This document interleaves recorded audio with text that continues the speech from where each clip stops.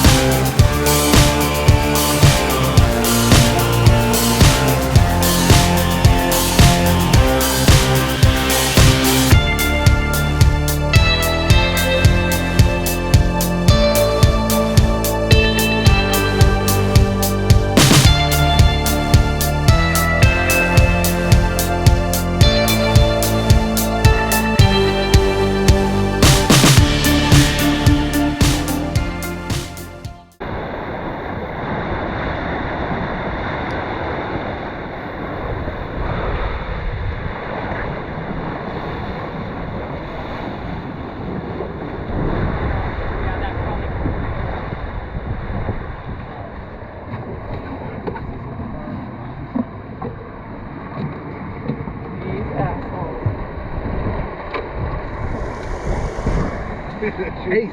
Two of them, nice. They call them Ace. Nice and bloody. Yeah, because they've been biting us.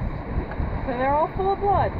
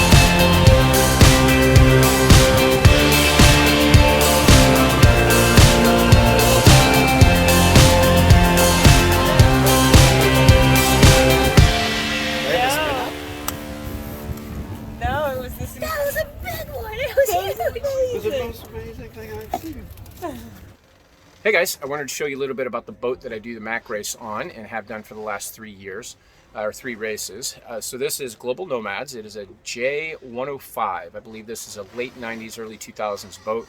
It's got a sprit for asymmetrical spinnakers. It's got a class design and class rules that you have to follow. So the jib is only a number 3.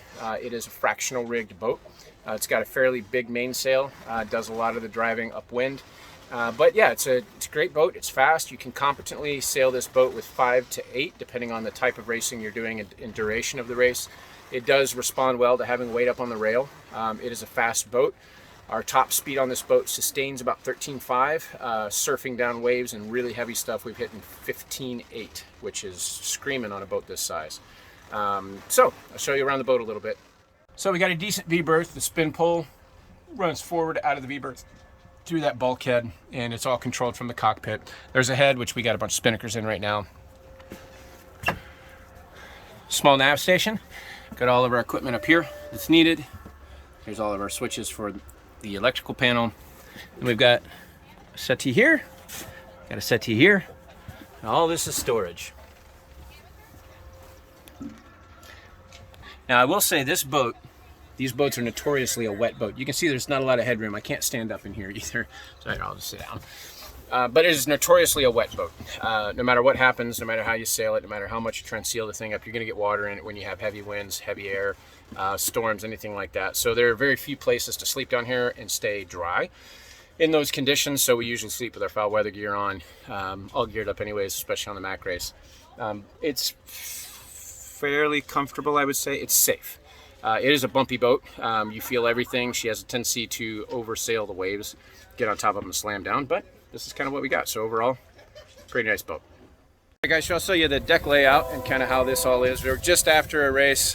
One of my crew that I raced with, Miles. Mixers. Yeah, they're getting their drinks already. Noah's down below. But right now, name of the game is drying out all our stuff. So we got some clothes back here, things hanging all over the place. But I'll take you forward and show you the bowsprit. Foredeck is pretty spacious. It's actually really nice to work up here. Got good tow rail down on the side here. Here's where the sprit comes out. Tack line comes back and attaches. Then forward hatch, which we really don't use for throwing the spins up and down. We just do that through the companionway. Pretty spacious side decks when you need them. Cockpit's a really good size. So you got room for 6-7 people to be in the cockpit off the back or here. Usually when we're running spinnaker runs in heavy air, everyone's behind, basically behind the winches. We want all the weight in the back to keep the nose up of the boat. Other than that, everything's pretty basic on this boat as far as your standard sprit boat. But it's a fun boat to race. You get some really good speeds out of her. She's amazing in heavy weather, bouncy, rough ride, but she gets you there really fast. So we did the Mac this year in just under 48 hours. I think we were 45 in 26 minutes or something like that. So pretty fast, fastest one I've ever done. So it's nice. But that's the boat. That's the one we did the Mac on, and I hope you enjoyed seeing it.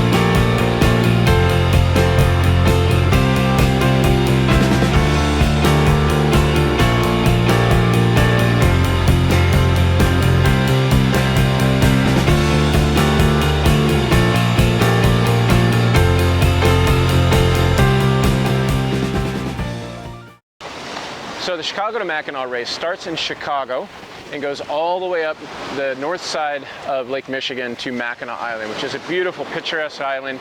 It's been settled for over 150 years, and it's just a gorgeous area. The Mac race can be incredibly grueling. Sometimes it can be incredibly calm. This year we had a lot of heavy weather, so lots of heavy storms, lots of stuff going on that made the race very technical but also very fast. So most of the racers got up here, were pretty tired. You can see behind me is the Mackinac Island lighthouse. That is the finish line. So there's a line that comes across to the island. That's the finish. You get the bang. Over here we have the Mackinac Bridge, which is one of the largest bridges in North America. It is just a gorgeous race, and it's got a lot of history to it. Ted Turner has actually come up and raced the Mackinac, and after racing the Mac, he said, "You guys are nuts, I'm never doing this again." It's a great race, and people take a lot of pride in being able to do it. If you ever get a chance to come up to the Great Lakes and do the Mac, you absolutely should as a sailor. If you ever get a chance to come up to Mackinac Island, it's a great place to visit. I recommend one day on the island, and then there's tons of stuff to do around. But that's the race we did. It is the crown jewel of the racing season in the Great Lakes, is doing the Mac, and it's a fun time. So if you ever get a chance to race it, absolutely come up and do it. You get a chance to pass this lighthouse and get your cannon shot as well, and it is a bucket list item for many sailors. So wanted to share a little bit with you guys about what this race is all about, and just a little experience that we have every year when we do it. And again, if you get a chance, I absolutely recommend it. Thanks, and we'll see you next time.